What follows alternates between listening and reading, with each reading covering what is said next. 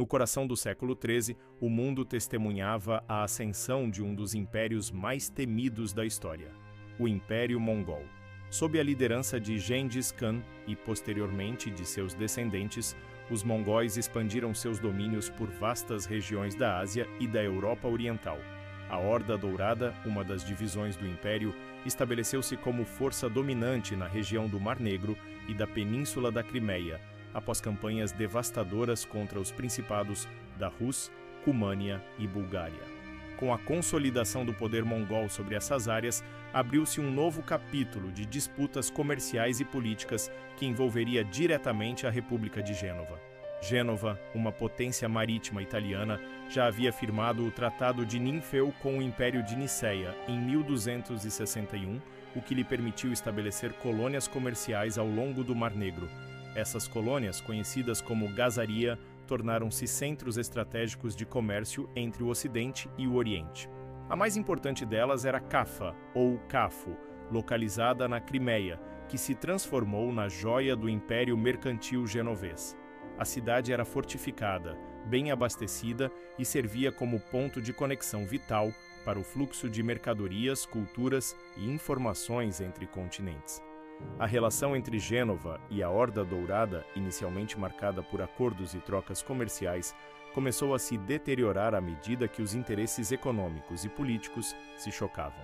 A Horda Dourada, desejando retomar o controle direto sobre Cafa e outras colônias genovesas, iniciou uma série de hostilidades que culminariam em um dos episódios mais sombrios da história medieval, o Cerco de Cafa, entre 1344 e 1347.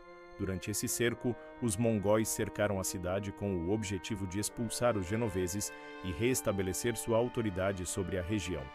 O conflito, embora não se encaixe na definição clássica de guerra com batalhas campais e exércitos em campo aberto, foi marcado por intensas tensões, escaramuças e estratégias brutais. A situação se agravou quando a peste negra, já presente em partes da Ásia, começou a se espalhar entre os soldados mongóis. A doença, altamente contagiosa e letal, dizimava os combatentes, tornando o cerco insustentável.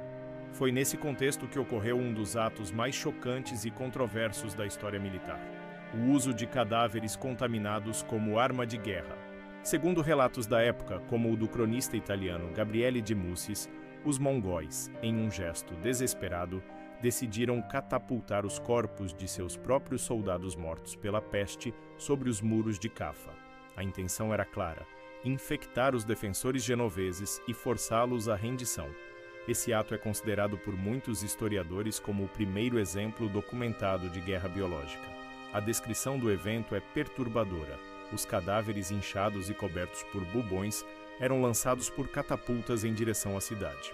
O impacto psicológico e físico foi devastador. Os habitantes de Cafa, embora protegidos pelas muralhas, não estavam imunes à propagação da doença. A peste se infiltrou na cidade, espalhando-se rapidamente entre os moradores e soldados. O cerco, que já era uma ameaça militar, transformou-se em um pesadelo sanitário. Com a cidade tomada pela peste, os genoveses decidiram abandonar Cafa. Embarcaram em navios rumo à Europa, levando consigo não apenas mercadorias, mas também ratos e pulgas infectadas. Esses navios, ao atracar em portos europeus, tornaram-se vetores da disseminação da peste negra pelo continente. O que começou como um conflito regional entre uma potência marítima e um império terrestre acabou desencadeando uma das maiores pandemias da história da humanidade. A peste negra, que se espalhou pela Europa a partir de 1347, matou entre 30% e 60% da população do continente em poucos anos. Cidades inteiras foram dizimadas, vilas abandonadas e o tecido social europeu foi profundamente alterado. A origem da propagação, segundo muitos estudiosos, pode ser rastreada até os eventos em Cafa, onde a guerra, o comércio e a doença se entrelaçaram de forma trágica.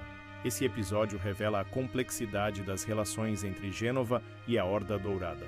Não se tratava apenas de uma disputa por território ou influência, mas de um embate multifacetado que envolvia interesses econômicos, estratégias militares e consequências sanitárias de proporções globais. A guerra entre os mongóis e os genoveses não foi travada apenas com espadas e lanças, mas também com o uso deliberado da doença como instrumento de destruição.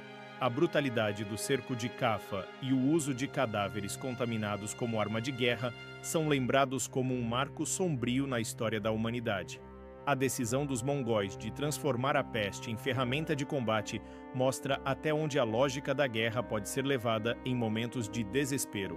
Ao mesmo tempo, revela a vulnerabilidade das sociedades medievais diante de ameaças invisíveis, como os micro-organismos que causaram a peste. A história da guerra entre Gênova e a Horda Dourada também é um lembrete de como o comércio e a política estão entrelaçados. As rotas comerciais do Mar Negro, disputadas por ambos os lados, eram vitais para o fluxo de riquezas e poder. O controle sobre essas rotas significava domínio sobre o destino de regiões inteiras.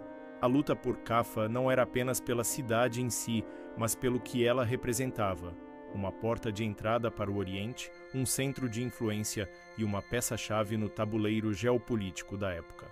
Além disso, os eventos em Cafa mostram como a história pode ser moldada por fatores inesperados.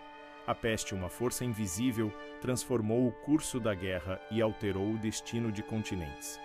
O uso de cadáveres infectados como arma não apenas mudou a dinâmica do cerco, mas também teve repercussões que ecoaram por séculos. A Europa, marcada pela devastação da peste negra, entrou em um período de profundas transformações sociais, econômicas e religiosas.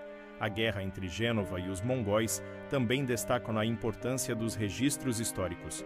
Sem os relatos de cronistas como Gabriele de Mussis, muitos dos detalhes sobre o cerco de Cafa e o uso da peste como arma poderiam ter se perdido. Esses testemunhos, embora escritos com as limitações e visões da época, oferecem uma janela para compreender os horrores e as decisões que moldaram aquele momento. Uma lembrança de que, às vezes, o inimigo mais mortal não empunha uma espada, mas se esconde nas sombras da doença.